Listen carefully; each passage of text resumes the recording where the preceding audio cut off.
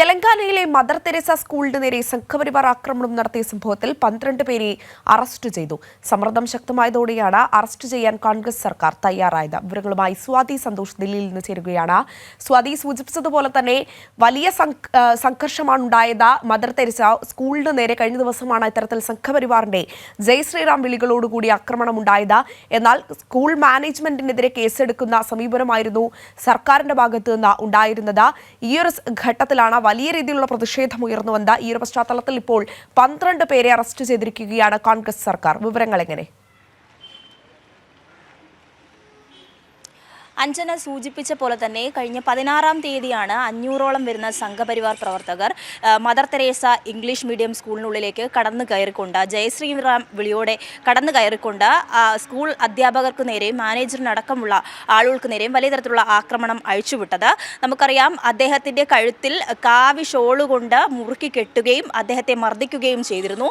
അതുപോലെ തന്നെ ആ സ്കൂളിലെ ഉപകരണങ്ങളെല്ലാം തന്നെ തല്ലി തകർക്കുന്ന തരത്തിലാണ് വലിയ തരത്തിലുള്ള സംഘർഷമാണ് സംഘപരിവാറിന്റെ നേതൃത്വത്തിൽ അവിടെ നടന്നിട്ടുള്ളത്. എന്നാൽ അവിടെ ഇരയാക്കപ്പെട്ടവർക്ക് നേരെ വലിയ ജാമ്യമില്ലാ വകുപ്പുകൾ അടക്കം ചുമത്തിക്കൊണ്ട് മുന്നോട്ട് വരുന്ന ഒരു നടപടിയാണ് പോലീസിന്റെ ഭാഗത്തു നിന്നും ഉണ്ടായത്. അത് വലിയ തരത്തിൽ ആശങ്ക ഉണ്ടാക്കുന്നതായിരുന്നു. അതിനെ തുടർന്ന് വലിയ തരത്തിലുള്ള പ്രതിഷേധങ്ങൾ ഇതിന് പിന്നാലെ ഉയർന്നു വന്നിരുന്നു. ഇതിനെ തുടർന്നാണ്, വലിയ സമ്മർദ്ദം നേരിട്ടതിനെ തുടർന്നാണ് രേവന്ത് റെഡ്ഡിയുടെ കോൺഗ്രസ് സർക്കാർ ഇപ്പോൾ ആ 500ഓളം വരുന്ന പ്രവർത്തകരിൽ 40ഓളം പേരെ പിടിയിലാക്കിയിരുന്നു. അതിനുശേഷം ഇപ്പോൾ 12 പേരെ അറസ്റ്റ് ചെയ്തിരിക്കുന്നു എന്ന് പറയുന്ന വിവരങ്ങൾ പുറത്തേക്ക് വരുന്നത്. ഇതിൽ നമ്മൾ കാണേണ്ടത് 500ഓളം വരുന്ന സംഘപരിവാർ പ്രവർത്തകർ ആ സ്കൂളിനുള്ളിലേക്ക് കടന്ന് ഇത്തരത്തിൽ വലിയ തരത്തിൽ കടന്നാക്രമിക്കുകയും ചെയ്തിട്ടും ഈ കോൺഗ്രസ് സർക്കാർ ഈ സംഘപരിവാർ പ്രവർത്തകർക്ക് നേരെ ഒരു നടപടിയും സ്വീകരിച്ചില്ല. ഇരയാക്കപ്പെട്ടവർക്ക് വേണ്ട സംരക്ഷണം നൽകിയില്ല തുടങ്ങി, നിയമപരമായ തരത്തിലുള്ള ഒരു സംരക്ഷണവും നൽകിയില്ല തുടങ്ങി വലിയ തരത്തിലുള്ള വിമർശനങ്ങൾ ഉയർന്നതിന് പിന്നാലെ മാത്രമാണ് ഇപ്പോൾ 12 പേരെ അറസ്റ്റ് ചെയ്തിരിക്കുന്നു എന്ന് പറയുന്ന വിവരങ്ങൾ പുറത്തേക്ക് വരുന്നത്. ഏറ്റവും ആശങ്കാജനകമായിട്ടുള്ള കാര്യം എന്ന് പറയുന്നത്, ഇത്തരത്തിൽ കോൺഗ്രസ് ഭരിക്കുന്ന സംസ്ഥാനങ്ങളിൽ പോലും സംഘപരിവാറിന് സ്കൂളുകൾ കയറി ആക്രമിക്കാനുള്ള ഒരു സ്വാതന്ത്ര്യം കൊടുത്തുകൊണ്ട് ഇരയാക്കപ്പെട്ടവരെ സംരക്ഷിക്കാത്ത ഒരു നടപടി ഉണ്ടാകുന്നു. കഴിഞ്ഞ ദിവസം ആക്രമിക്കപ്പെട്ട, അതായത് അവിടുത്തെ മാനേജർ കൂടിയായിട്ടുള്ള അദ്ദേഹത്തിനെ ഇരയാക്കപ്പെട്ട അല്ലെങ്കിൽ ആക്രമിച്ച അവർക്ക് നേരെയാണ് ജാമ്യമില്ലാ വകുപ്പുകൾ അടക്കമുള്ള കേസുകൾ ചുമത്തിക്കൊണ്ട് പോലീസ് നടപടി സ്വീകരിച്ചു പോകുന്നത്. അപ്പോൾ പോലും ഇരയാക്കപ്പെട്ടവരെ സംരക്ഷിക്കാൻ സർക്കാർ തയ്യാറായിട്ടില്ല എന്ന് പറയുന്നത് ഏറ്റവും ഗുരുതരമായിട്ടുള്ള വിഷയമാണ്. ഇപ്പോൾ 12 പേരെ അറസ്റ്റ് ചെയ്തിരിക്കുന്നത് സമ്മർദ്ദത്തിന്റെ പിന്നാലെ മാത്രമാണ്.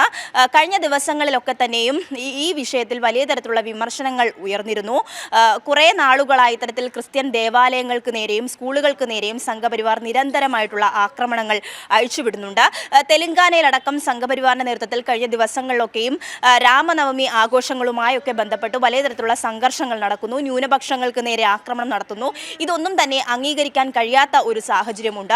എങ്കിൽ പോലും കോൺഗ്രസ് സർക്കാർ ഈ ഒരു വിഷയത്തിൽ ഇടപെട്ടത് വളരെ നിസ്സാരമായി കണ്ടുകൊണ്ട് ഇരകളെ സംരക്ഷിക്കാൻ തയ്യാറാകാതെ എന്നാൽ കുറ്റവാളികൾക്കൊപ്പം നിലയുറപ്പിക്കുന്ന ഒരു സ്ഥിതിയാണ് ഉണ്ടായിട്ടുള്ളത്. എന്തായാലും ഇപ്പോൾ 12 പേരെ അറസ്റ്റ് ചെയ്തിരിക്കുന്നു എന്ന് പറയുന്ന വാർത്ത കുറച്ചെങ്കിലും നമുക്ക് ഒരു സന്തോഷം പകരുന്ന വാർത്തയാണ്. എന്നാലും കൂടുതൽ നടപടികൾ ഇതിൽ ഉണ്ടാകേണ്ടതായിട്ടുണ്ട്.